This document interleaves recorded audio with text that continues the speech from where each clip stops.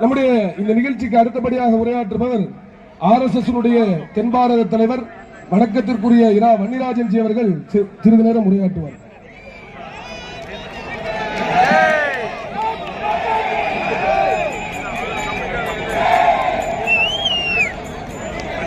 அனைவருக்கும் வணக்கம். நான் ரெண்டு விஷயம்தான் இங்க குழுமி இருக்கக்கூடிய தாய்மார்கள், பெரியோர்கள், பேரன்பு நிறைந்த சகோதர சகோதரிகள் அனைவருக்கும் ரெண்டு கருத்து. இறைவன் நம்மோட தான் இருக்கிறான்.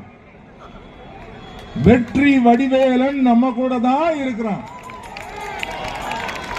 சுற்றி நில்லாதே பகையே துள்ளி வருகுதுவேல் மகாகவி பாரதி.